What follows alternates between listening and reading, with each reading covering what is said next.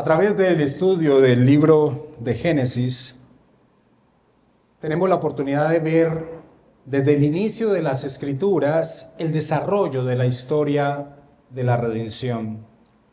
Cuando nosotros hablamos de el desarrollo de la historia de la redención, nos referimos a cómo se va desarrollando, la redundancia, el glorioso plan por medio del cual Dios salva a su pueblo, salva a su iglesia. La salva de la miserable condición en la cual se encuentra el hombre desde la caída en el Edén. Allí, en ese mismo momento de la caída, a través de una promesa, la promesa de la simiente de la mujer que vendría y destruiría las consecuencias del pecado, se inicia esta gloriosa historia de la redención. Allí en Génesis 3:15, donde el Señor, diciéndole a la serpiente, y pondré enemistad entre ti y la mujer, y entre la simiente y la simiente suya, la simiente de la mujer, esta te herirá en la cabeza y tú le herirás en el calcañar. Allí, en ese momento, a través de esa promesa, se inicia el desarrollo de la historia de la redención. Esta historia, y cuando yo hablo de historia, estoy hablando de eventos reales. Esta historia tiene un momento dramático que tristemente no se resalta como debía hacerse. Y ese evento dramático es cuando en el desarrollo del tiempo y aumentándose la maldad del hombre, Dios envía un juicio terrible sobre ella. Y cuando hablo de ese juicio terrible no estoy haciendo referencia al diluvio, sino que estoy haciendo referencia a la confusión de las lenguas en Babel. Y lo terrible de ese juicio radica en que allí, al dispersarse la población entre diferentes naciones según las lenguas que tenían, la promesa de aquel que habría de venir empieza a desvanecerse, a perderse entre las naciones, lo cual es atroz en el más alto sentido de la expresión. Porque desde la caída del hombre, la única manera, la única esperanza de regresar a la presencia de Dios es a través de la fe puesta en aquella promesa. Así que si la promesa se desvanecía entre las naciones dispersas, el hombre quedaba sin esperanza alguna. Pero Dios, que es rico en misericordia, depositó en una familia de las múltiples que se habían creado a causa de la división desde Babel, depositó en una familia una vez más la promesa en torno a la simiente que vendría y por medio de la cual todas las naciones serían benditas. Esa familia es la familia de Abraham. Y hemos venido estudiando en el desarrollo de su vida, de la vida de Abraham y de su familia, cómo en torno a la promesa se dan diferentes eventos. Y en esta serie de predicaciones que tendremos en este mes en torno al libro de Génesis, llegamos a un momento crucial en la historia de Abraham y un momento crucial en la historia de la redención. Ya que lo que parecía imposible, el cumplimiento del nacimiento del hijo de la promesa, aquel del cual vendría la simiente prometida, está a punto de llegar. Vamos a orar, mis amados hermanos, para que el Santo Espíritu de Dios permita que nuestra vida como creyentes sea afectada al estudiar este glorioso momento en la historia de la redención. Inclinemos el rostro. Bendito Rey, te damos gracias por este instante, Señor, en que tu pueblo se reúne conforme a tu voluntad. Y te clamamos que tu Santo Espíritu en nuestro ser nos permita estar atentos a la enseñanza de tu palabra y ante todo que tú permitas aplicar lo que la historia de la redención nos enseña para que nuestra vida, Señor, camine cada vez más conforme a tu voluntad. Te clamamos que así sea, amado Rey. Te lo pedimos en el nombre de Jesús. Amén. Mis amados hermanos, una evidencia de que las Escrituras tiene un autor divino principalmente se muestra en la manera en que se presentan las debilidades de los personajes que forman parte de la historia de la redención. Si se tratara de una obra netamente humana, sus protagonistas estarían libres de toda imperfección, ya que la tendencia del hombre es a ocultar su culpabilidad. Sin embargo, las Sagradas Escrituras nos muestran la verdad de los personajes, revelando sus fallas, revelando su naturaleza pecaminosa, lo cual es una evidencia de que el autor principal de toda la Escritura es Dios mismo. En el estudio de esta mañana veremos cómo Abraham, a pesar de llevar caminando de la mano del Señor por más de 25 años, el momento que vamos a estudiar en esta mañana se da en el desarrollo de 25 años desde que Abraham sale de Ur de los Caldeos, llamado por el Señor. A pesar de llevar caminando Abraham más de 25 años de la mano del Señor, viendo su fidelidad y poder en su vida, vamos a ver que Abraham seguía cayendo en pecados groseros, pecados que atentaban en contra de la realización de la promesa de la simiente prometida, y esto por la desconfianza que aún estaba arraigada en su corazón. ¿Cómo así? 25 años después, con todo lo que había vivido de la mano del Señor, desconfianza en Abraham, sí. Pero también vamos a ver a través de esta historia y vamos a aprender que el pecado no puede detener los propósitos divinos. Y bendito sea Dios por ello, pues su gracia es más poderosa que nuestro pecado, mis amados hermanos. En la última serie de enseñanzas sobre el libro de Génesis, vimos cómo Abraham y su esposa Sara recibieron de parte del Señor la confirmación de que el tan esperado hijo del cual surgiría la simiente prometida estaba a punto de llegar. Lo que Dios había prometido se iba a cumplir a pesar de las limitaciones humanas evidentes, contrario a la razón o al análisis del hombre que pudieran realizar en torno a esta pareja de ancianos y una mujer estéril. Sara quedaría embarazada de Abraham antes que pasara un año. Recordemos esto en Génesis capítulo 18, versículo 10. Génesis capítulo 18, versículo 10.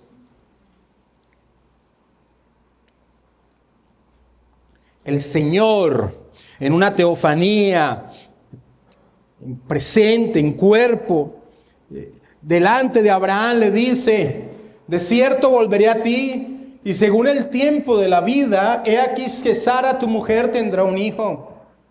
Y Sara escuchaba a la puerta de la tienda que estaba detrás de él. Versículo 14 de Génesis 18. ¿Hay para Dios alguna cosa difícil? Al tiempo señalado volveré a ti, y según el tiempo de la vida, Sara tendrá un hijo. Es por eso, amados hermanos, que cuando en el capítulo 20, que es el capítulo que vamos a estudiar en esta mañana, iniciamos leyendo que Abraham mueve su tienda, mueve sus bienes y se dirige al sur y se establece cerca del reino de Gerar, arriesgándose a que las acciones de los moradores de ese reino atenten contra la integridad de su esposa, como vamos a ver, y que realmente ocurre cuando el rey de esa región, Abimelech, toma a Sara y la lleva a su harén. Es cuando entendemos que esta promesa está latente. En un año Dios le ha dicho directamente a Abraham que Sara va a quedar embarazada, y vemos que Abraham toma esta acción. Nos tomamos la cabeza y decimos: ¿qué le pasó a este hombre? No solamente estaba arriesgando la integridad de su mujer, algo de por sí ya atroz, sino que estaba arriesgando la promesa por la cual ha vivido desde que Dios lo llamó a salir de Ur de los Caldeos 25 años atrás. ¿En qué estaba pensando Abraham? Empecemos viendo como primer punto de enseñanza en esta mañana algo que le he colocado por título: la torpeza del pueblo de Dios contra la gracia divina. La torpeza del pueblo de Dios contra la gracia divina, versículo 1 y 2 de Génesis capítulo 20. De allí partió Abraham a la tierra del Neguet y acampó entre Cades y Shur, y habitó como forastero en Gerar. Y dijo Abraham de Sara su mujer: es mi hermana. Y Abimelech, rey de Gerar, envió y tomó a Sara. La primera inquietud que nos viene es: ¿por qué Abraham se movió del encinar de Mamre, donde lo vimos por última vez? Y esta inquietud surge porque ese lugar, el encinar de Manré, ha sido especial en el peregrinaje de Abraham. Allí, cuando llegó a esa tierra que Dios le había prometido a su descendencia, levantó altar al Señor. Allí lo hemos visto madurar en su fe. Allí lo hemos visto triunfar cuando en situaciones complejas ha venido, como ocurrió cuando su enfrentamiento con las confederaciones de reyes de Oriente. Y principalmente allí había acabado de recibir la promesa, la confirmación de que la simiente vendría, que su hijo nacería de Sara en un plazo específico de tiempo. Así que nos llama la atención cuando vemos que se dirige y con todos sus bienes, con su mujer, hacia el sur. Y es inquietante este movimiento de Abraham porque recordamos que al inicio de su peregrinaje en la tierra de Canaán, al inicio de su relación con el Señor, viviendo bajo la sombra de la promesa de aquel que vendría, una acción similar ya había acontecido con oscuras consecuencias. ¿Cómo es posible que vuelva a cometer este mismo error? Acompáñame a Génesis capítulo 12, sin perder Génesis 20, para recordar esto que debería estar plasmado en el ser de Abraham y no entendemos cómo vuelve a cometer los mismos pasos. Génesis capítulo 12, versículo 10.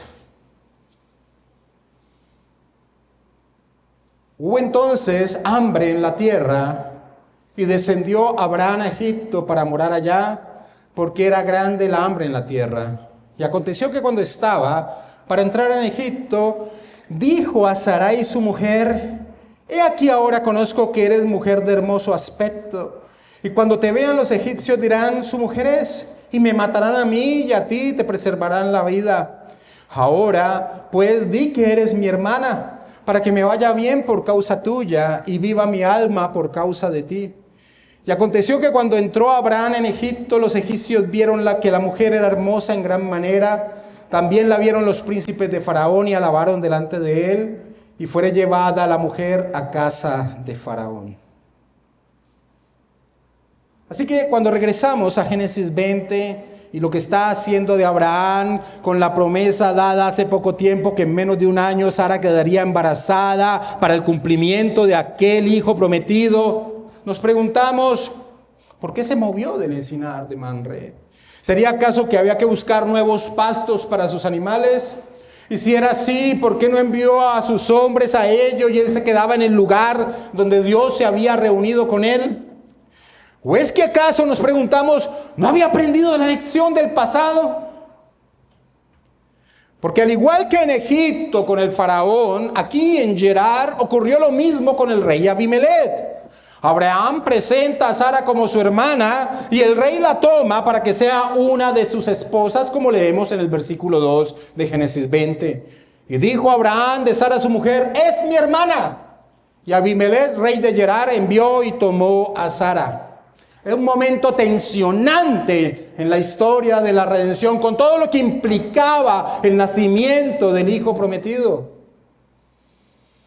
La acción de Abraham es tan difícil de aceptar que la unión de Génesis 12 y Génesis 20 han sido utilizados por muchos que cuestionan la veracidad de la autoría de Moisés sobre el Pentateuco, sosteniendo que el Pentateuco es el resultado de recopilaciones tardías de documentos de diferentes periodos en el tiempo y no un escrito que Moisés elaboró durante la peregrinación por el desierto. Y como una de sus pruebas, precisamente señalan estos pasajes de Génesis 12 y Génesis 20 y dicen, son relatos de un mismo suceso desde dos perspectivas distintas dadas en el tiempo. Es tan absurdo entonces lo que vemos que acontece aquí, que los enemigos de la escritura señalan, aquí hay una prueba de que Génesis no fue escrito por Moisés, sino que son recopilaciones documentarias en diferentes momentos del periodo de tiempo. Pero mis hermanos, los eventos que contienen, que nos narran Génesis 12 y nos narran Génesis 20, tienen aspectos tan particulares, tan únicos cada uno de ellos, que deja sin piso esta teoría. Más bien, lo que nos narra el inicio de Génesis 20 nos llega a preguntarnos, indignados casi, ¿por qué? ¿Por qué esta acción loca? ¿Por qué esta acción irresponsable de parte de Abraham? Y mis hermanos, la respuesta es una sola. Abraham era un hombre como tú y yo. Todas las grandes cosas que hemos estudiado y que estudiaremos de su vida se debió a la gracia de Dios, que eligió a un pobre pecador para que por medio de la historia de su descendencia se preservara la promesa de aquel que habría de venir. Pero Abraham era un hombre como tú y yo. Polvo. Acciones pecaminosas del pasado, que tal vez se creen superadas, siempre están latentes a resurgir. Acciones pecaminosas del pasado que creemos que están superadas, siempre están latentes a resurgir. Adelantándonos en esta historia, cuando Abraham es confrontado por el rey Abimelech del porqué de su mentira, miremos la razón que él expone de su actuar. Vamos al versículo 13 de Génesis 20.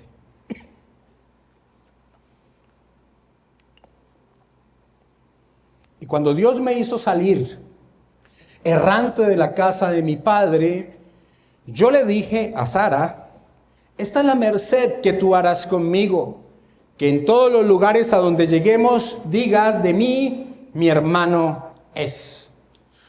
Lo que Abraham confiesa, más adelante lo estudiaremos, lo que Abraham confiesa es que sigue tomando como un parámetro de desarrollo de su vida una determinación planeada en el momento de su salida de Ur de los Caldeos, cuando apenas comenzaba su relación con Dios. En otras palabras, Abraham sigue desarrollando su vida bajo un parámetro guiado por la sabiduría de este mundo caído y no según la voluntad de Dios. Esta determinación la tomó en el inicio de su caminar con el Señor, pero seguía siendo un parámetro en torno al desarrollo de su vida 25 años después de haber tenido la manifestación divina en su vida en esos 25 años de manera tan latente.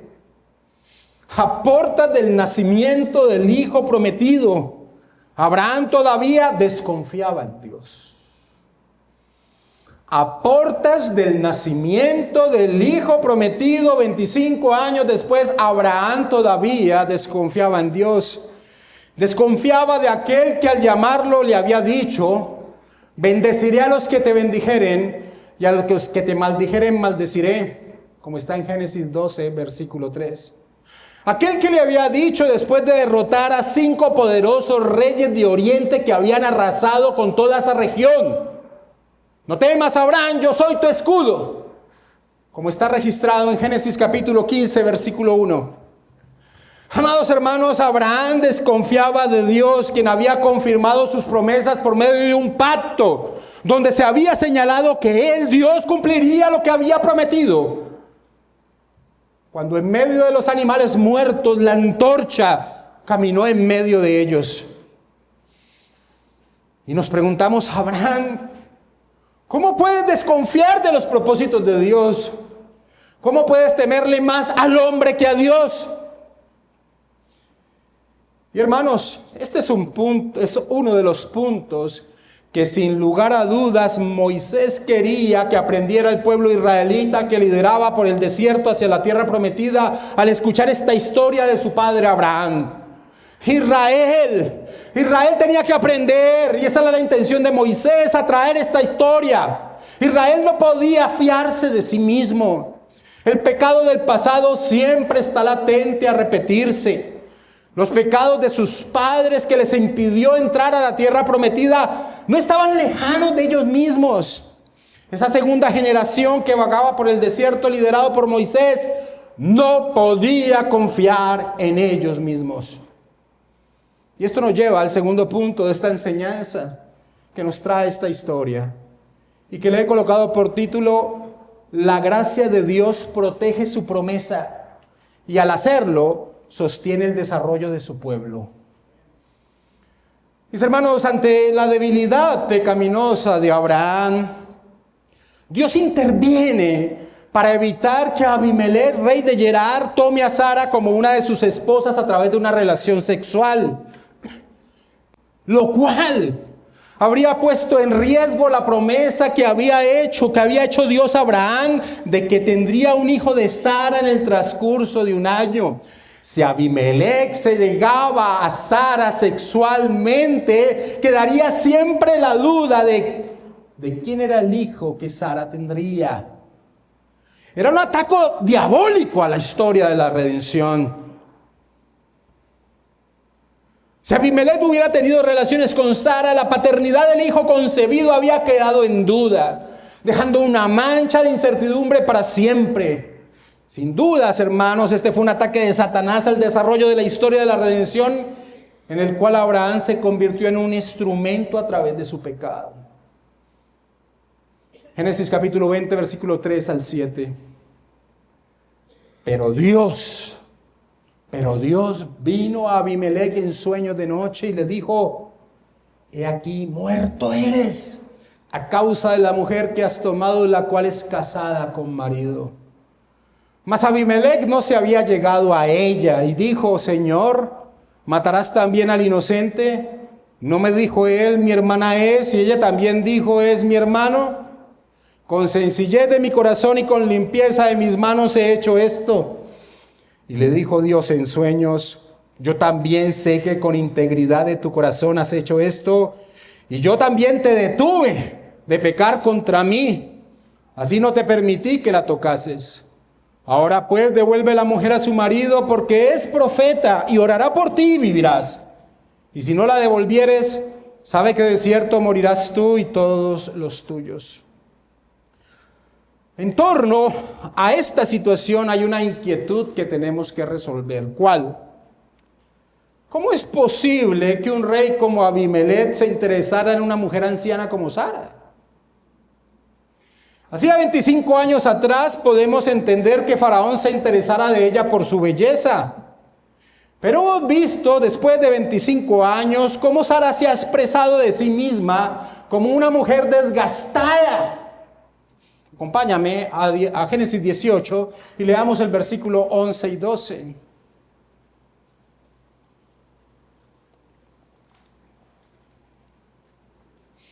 Y Abraham y Sara eran viejos de edad avanzada, y a Sara le había cesado ya la costumbre de las mujeres. Se rió pues Sara entre sí diciendo: después que he envejecido, y la traducción en hebreo es una comparación con una sandalia desgastada, después que he estado desgastada, que estoy desgastada como una sandalia que ha atravesado el desierto, después que he envejecido tendré deleite, siendo también mi señor ya viejo. Así que es una inquietud a resolver acá. Los eruditos exponen dos soluciones a esta inquietud. La primera solución es que Dios, debido a la promesa de que pronto ella engendraría un hijo de Abraham, Dios había hecho rejuvenecer a Sara, permitiendo que su cuerpo una vez más estuviese listo para engendrar a un hijo. Y esta posibilidad tiene algún tipo de apoyo bíblico en el hecho de que Sara misma va a amamantar a su hijo cuando nazca. Acompáñame a Génesis 21, texto que estudiaremos si es la voluntad del Señor la próxima semana. Mira lo que Sara dice cuando ha tenido al hijo de la promesa. Génesis 21:7. Y añadió: ¿quién dijera a Abraham que Sara habría de dar de mamar a hijos? Pues le ha dado un hijo en su vejez. Así que algunos eruditos dicen que Sara fue rejuvenecida por el Señor para preparar su cuerpo para recibir a este niño. Y sin negar que esta posibilidad es factible, pues para Dios no hay nada imposible, me inclino por la segunda opción que expresan los eruditos. Y es que Abimelech toma a Sara porque de esa manera era que se entraban en vínculos de negocios entre dos hombres poderosos a través de la unión de las familias. Y Abimelech quería entrar en vínculo con el rico Abraham. Abimelech vio a Sara y a Abraham, personas mayores, no había hijos, y le señalaron que eran hermanos, entonces la tomó como una de sus esposas. Y dándole peso a esta segunda opción, es por ello que en este relato de Génesis 20 no se habla de la belleza de Sara en ningún momento, como sí aconteció en Génesis capítulo 12. Recordemos Génesis capítulo 12, el versículo 11, de lo que aconteció cuando Abraham había bajado a Egipto en torno a la belleza de Sara. Génesis 12:11 dice: y aconteció que cuando estaba por entrar en Egipto, dijo a Sarai su mujer: he ahora que conozco que eres mujer de hermoso aspecto. Versículo 14.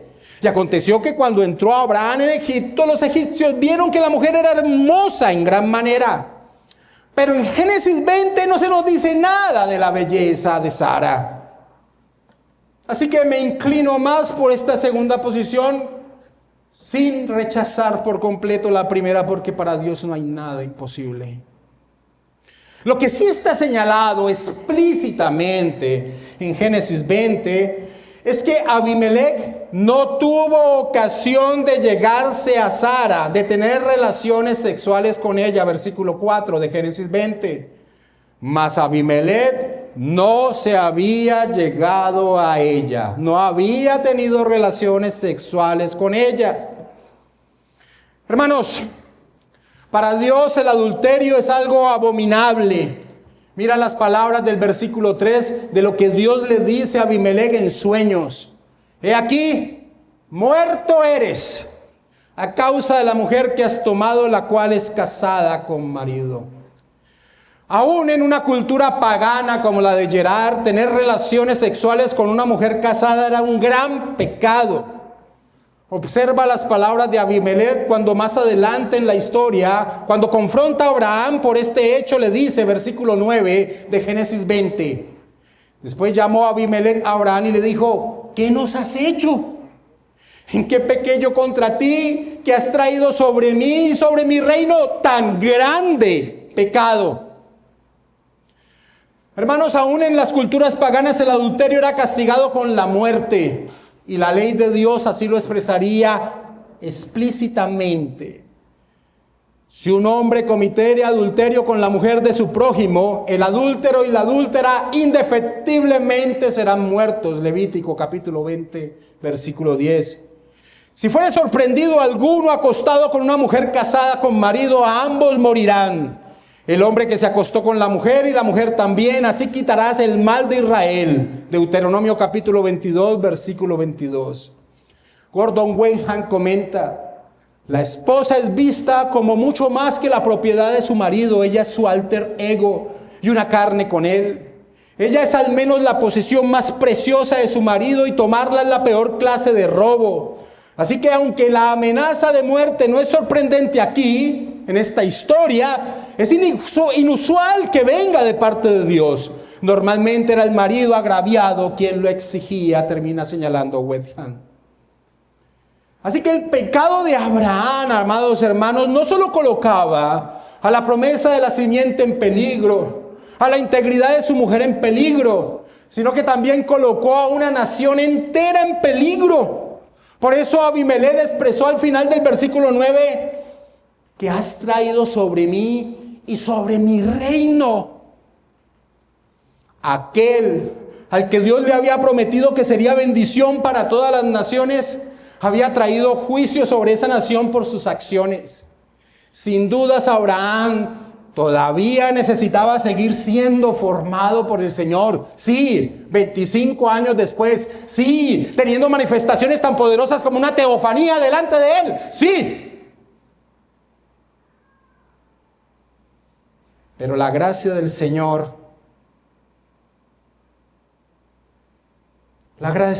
intervino. Fue Él quien protegió la promesa. Fue su gracia la que impidió que la integridad de Sara hubiese sido mancillada. Fue su gracia quien impidió que el pecado de Abraham tuviese desastrosas consecuencias. Abimelech, en ese sueño, presenta a Dios que él había actuado con integridad de corazón. Y en ese sentido, tiene algo de cierto, por lo menos en el hecho de que él no sabía que Sara era esposa de Abraham. Pero hermanos, que no la hubiese tocado, que no hubiese consumado dicha unión, no se dio a la integridad de Abimelech, sino al actuar divino, versículo 6. Y le dijo Dios en sueños: yo también sé que con integridad de tu corazón has hecho esto. Dice: y yo también te detuve de pecar contra mí, y así no te permití que la tocases. Y preguntamos, ¿cómo había detenido el Señor a Abimelech para que él se llegase a Sara? Y la respuesta rápida y segura es, por medio de su actuar providencial, como el rey que gobierna el universo. Muy posiblemente una enfermedad que impedía que él tuviese relaciones sexuales. ¿Cuál enfermedad? Algunos eruditos señalan algún tipo de disfunción sexual. Otros exponen una enfermedad de muerte, pero lo cierto es que por medio de una aflicción enviada por Dios había impedido el actuar de Abimelech. Como en una forma matizada se expresa al final de esta historia, en el versículo 18 de Génesis 20, Dios había cerrado los vientres en ese reino. Dios había cerrado los vientres en ese reino. Así que, por gracia, Dios intervino y su intervención a causa de la promesa y su cumplimiento había llegado aún a proteger a esta nación pagana. Y mis hermanos, sin duda Israel aprendería de esta historia de que si en ese momento eran el pueblo de Dios guiado de su mano, si en ese momento existían como pueblo de Dios, se debía a la gracia divina y no a la fidelidad de sus antepasados, ni a su propia fidelidad, porque nada impediría que Dios cumpliese su promesa. Nada impediría que Dios cumpliese su promesa. Pero esta gloriosa verdad debían sumar el hecho los israelitas de la integridad con que debían vivir delante de Dios. Él es el santo y su pueblo debe ser santo.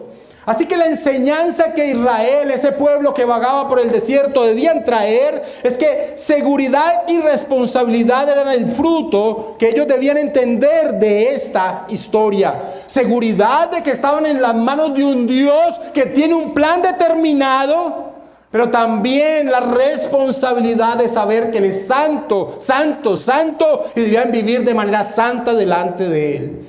De allí que, aunque Abimelech había actuado con integridad de corazón, expuesta ahora la verdad por parte de Dios, conocida su voluntad, Abimelech debía devolver a Sara a Abraham y así libraría de la muerte a él y su reino, versículo 7 de Génesis 20. Ahora pues, dice Dios a Abimelech en ese sueño, ahora pues devuelve la mujer a su marido, porque es profeta y orará por ti y vivirás. Y si no la devolvieres, ¿sabes que de cierto morirás tú y todos los tuyos? Y así llegamos a nuestro tercer punto de enseñanza que le he dado por título: la gracia de Dios expone el pecado de su pueblo en pos de su madurez. La gracia de Dios expone el pecado de su pueblo en pos de su madurez. Abimelech, ante esta advertencia que había recibido de parte del Señor en sueño, actúa inmediatamente, se levanta, versículo 8. Entonces Abimelech se levantó de mañana y llamó a todos sus siervos y dijo todas estas palabras en los oídos de ellos, y temieron los hombres en gran manera. Después llamó a Abimelech a Abraham y le dijo: ¿qué nos has hecho?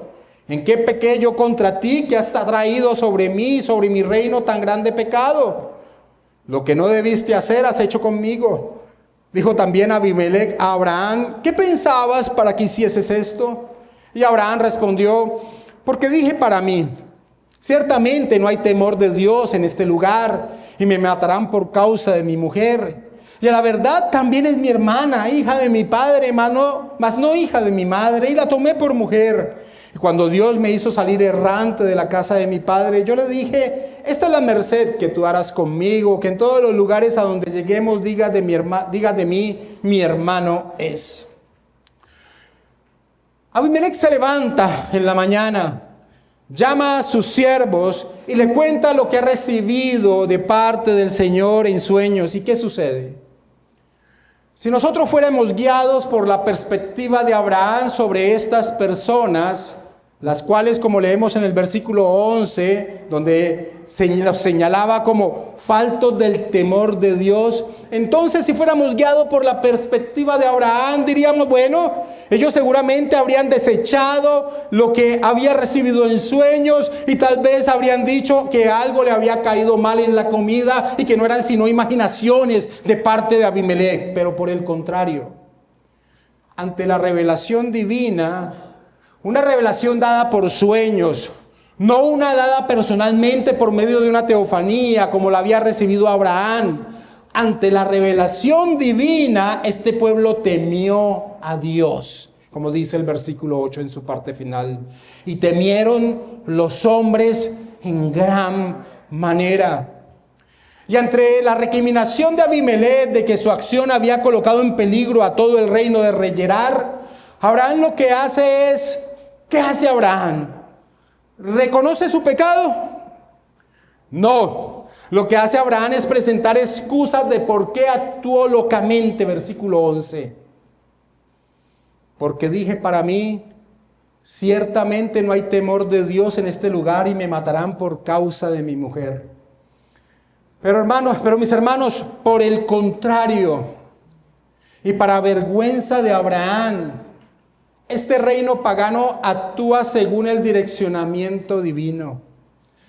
Esta historia es una reprensión a la desconfianza de Abraham hacia Dios, porque en esta historia se nos muestra al pagano actuando de una manera más acorde a Dios, a su voluntad. Una manera más acorde que el mismo pueblo de Dios, que en ese momento era representado por Abraham y Sara. Israel, mis hermanos, guiados por Moisés hacia la tierra prometida y que escuchaba esta historia, debía aprender que cada vez que se desligaran de la voz de Dios y actuaran según sus percepciones, terminarían en un grado de oscuridad aún peor que el de los paganos. Seguramente Moisés, al narrar estos acontecimientos a Israel, les diría: Israel, aprende, sé obediente a tu Dios, confía en Él, porque si no te verás en la humillante posición de ser reprendido por los impíos como nuestro padre Abraham. Israel aprende de Abimelech, no de Abraham. Cuando conoció la voluntad de Dios, actuó en obediencia para no perecer él y su reino. Esta historia es una cachetada a la desconfianza de Abraham, el impío reprendiendo a Abraham, la representación del pueblo de Dios en ese momento de la historia de la redención. Pero mis hermanos, Israel no aprendió. A pesar de que en futuras ocasiones Dios volvería a utilizar a paganos para dar una lección a su pueblo, como cuando los terribles ninivitas creyeron y obedecieron a la voz de un profeta, Jonás, y fueron librados de la destrucción, mientras que 10 de las 12 tribus de israelitas despreciaron a uno y a otro profeta que Dios les enviaría, y entonces ese reino del norte fue destruido y desaparecieron de la historia. Israel no aprendió de la historia de la redención, y eso debería llamarnos la atención. Porque Pablo dice que la historia israelita fue dada para nosotros para que no caigamos en sus mismos errores. De allí que no sea casualidad de que en esta historia de reprensión de un pagano a aquel que representa al pueblo de Dios, por primera vez en la Escritura aparezca referenciado el oficio de profeta, versículo 7. Ahora pues, devuelve la mujer a su marido, porque es profeta. La primera vez dentro de la historia de la redención que aparece el oficio de profeta. Mis hermanos, si nos sorprendemos, profeta de Dios Abraham, en esta situación, en este contexto de su actuar, ¿cómo puede Dios llamarlo profeta? Abimelech y su reino temieron a Dios, se arrepintieron, mientras que Abraham seguía actuando y hablando torpemente en pos de sacarse limpio. Versículo 13. Y cuando Dios me hizo salir errante de la casa de mi padre, Abraham culpa a Dios de su actuar. Literalmente Abraham dice, Dios me hizo vagar sin esperanza y sin rumbo. Dios me hizo vagar de un lado para otro, sin rumbo fijo. Y es que, hermanos, la tendencia del hombre en su estado caído es culpar a Dios. Así como Adán en el Edén, la mujer que me diste. Ian Dewitt comenta, en lugar de dar testimonio a Abimelech de la fidelidad duradera de Dios hacia él durante los últimos 25 años, Abraham, como un pagano, habla al otro. En lugar de hablar de la bondad de Dios hacia él a pesar de sus propios fracasos, habló como si su futuro estuviera en las manos del ciego destino. En su corazón estaba empezando a dudar de que Dios fuera realmente bueno, termina señalando Dewitt. Y es que en el hebreo, amados hermanos, la expresión de Abraham es como si estuviese hablando un pagano. Literalmente Abraham dice, cuando los dioses me hicieron salir errante. ¿Qué haría Dios con Abraham? Uno piensa, lo va a reprender. Pero ¿qué hace Dios? Lo señala como un profeta que está bajo su protección. Y esto nos lleva a nuestro cuarto y último punto de esta historia. La gracia de Dios restaura al torpe pecador. La gracia de Dios restaura al torpe pecador. La gracia de Dios está por encima de la bajeza del hombre y Dios hará cumplir sus propósitos. La situación en Gerar tendría una solución. ¿Cuál? Abimelech devolvería a Sara, su esposo. Y Abraham, el profeta de Dios, oraría por Abimelech y su reino. Y aquello que los aquejaba, aquello que impedía la reproducción en Gerar, se resolvería. En otras palabras, Abraham debía retornar a actuar bajo la voluntad divina y así ser bendición para todas las naciones. Tal cual como Dios se lo dijo a Abimelech en el versículo 7. Ahora pues devuelve la mujer a su marido, porque es profeta y orará por ti y vivirás. Versículo 14. Entonces Abimelech tomó ovejas y vacas y siervos y siervas y se los dio a Abraham y le devolvió a Sara su mujer. Y le dijo a Abimelech, he aquí mi tierra está delante de ti, habita donde bien te parezca. Y a Sara dijo, he aquí he dado 1000 monedas de plata a tu hermano. Mira que él te es como un velo para los ojos de todos los que están contigo y para con todos. Así fui vindicada. Entonces Abraham oró a Dios y Dios sanó a Abimelech y a su mujer y a sus siervas y tuvieron hijos.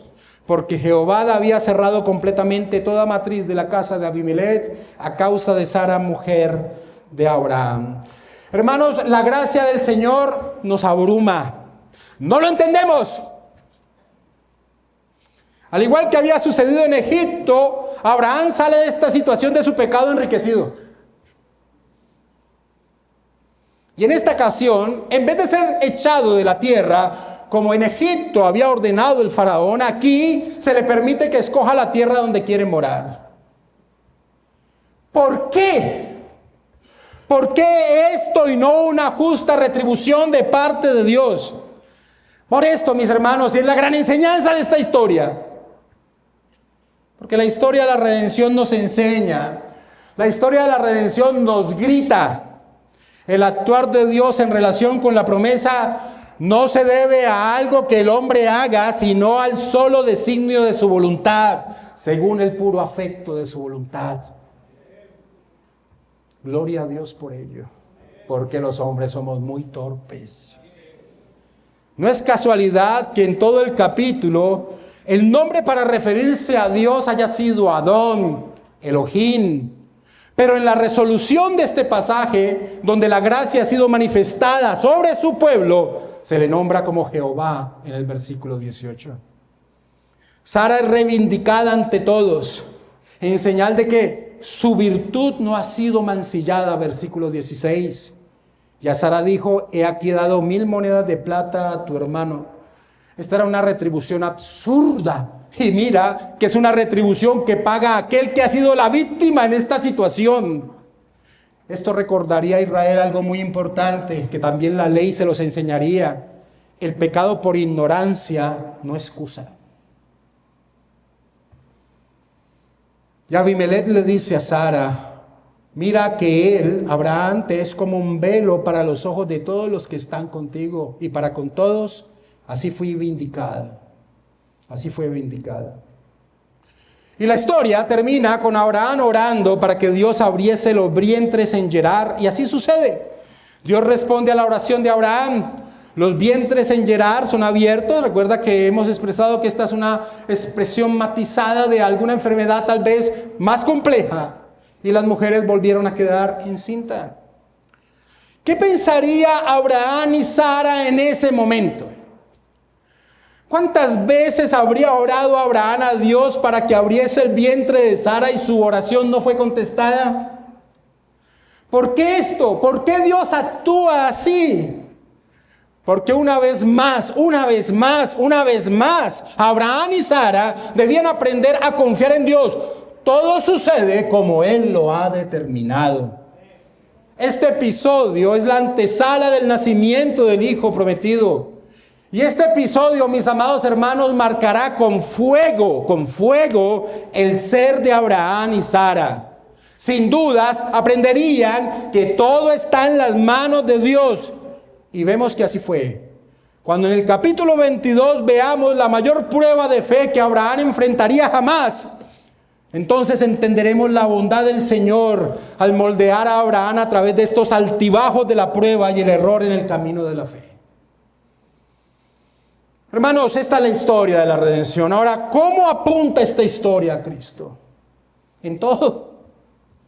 En el solo hecho de que a través de Isaac, la simiente prometida, que sería bendición para todas las naciones, vendría. En todo apunta a Cristo. Aquel que había sido prometido vendría, a pesar de la infidelidad y torpeza de su pueblo. La historia de la redención está llena de imposibilidades en torno a que se cumpla. Por causa de la incapacidad del hombre en sus múltiples sentidos, morales, físicos, en todo tiempo, es imposible que se cumpliera la promesa, porque la historia de la redención nos grita que es la salvación, la obra de Dios. Solo a Él sea la gloria. Y eso nos llena a nosotros de seguridad.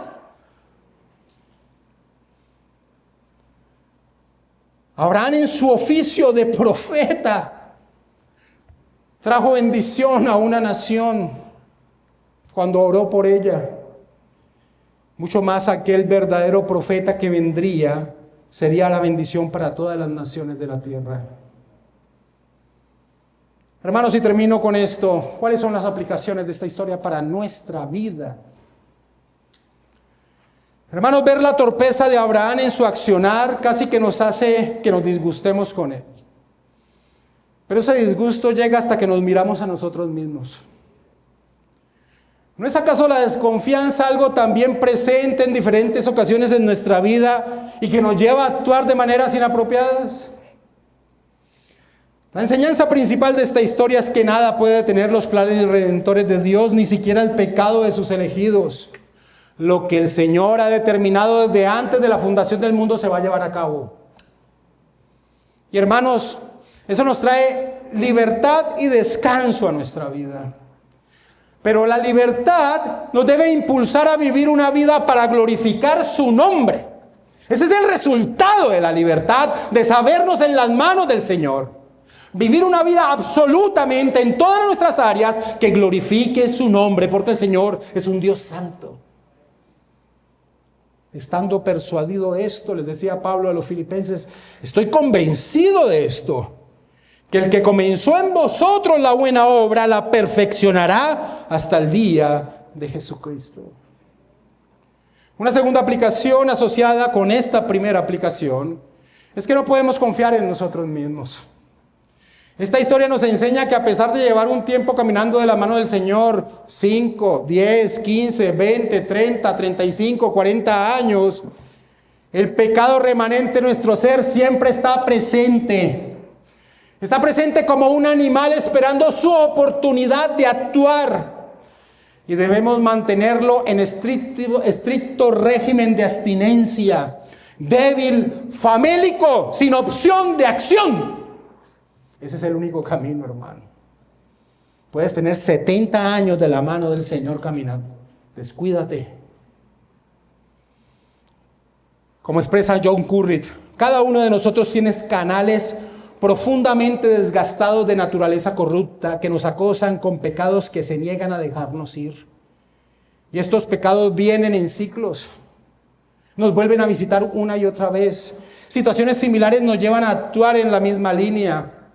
Pero como en el caso de Abraham, Dios continúa trayendo situaciones sobre nosotros para que veamos nuestro pecado y nos volvamos a Él, confiemos en Él y nos demos cuenta de que Él nos protegerá.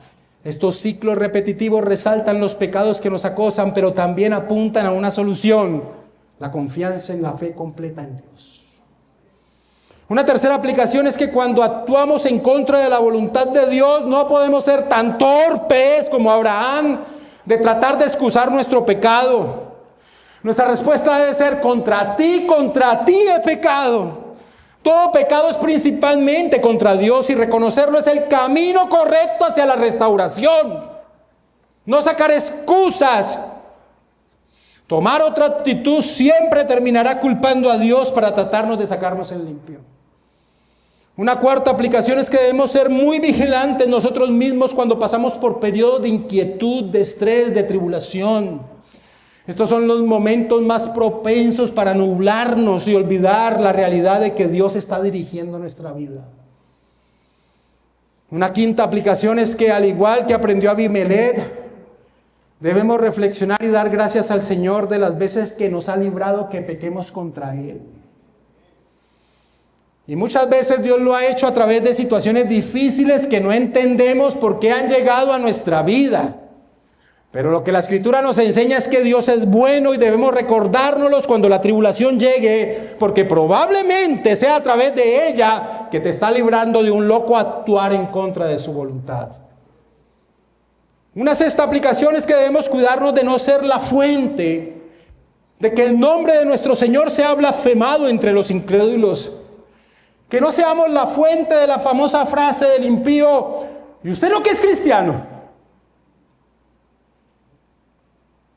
Pero a la par de esto, también recordemos que la gracia común de nuestro Señor actúa en muchos que conviven a nuestro lado. Nuestra labor con aquel que no conoce al Señor no es juzgarlo, sino orar por ellos continuamente y estar siempre listos para serles de ayuda cuando lo necesiten. Su tiempo y existencia solo están en las manos del Señor. Y por último, hermanos, pongamos en su alto grado de valor el vínculo matrimonial. Dios le dice a Abimelech: eres hombre muerto, a pesar de que él no sabía que Sara tenía esposo. Glorioso es el lecho sin mancilla. No se puede tomar tan livianamente aquello que el Señor determinó ser un reflejo de la unión de Cristo con la iglesia, amados hermanos. El bendito matrimonio.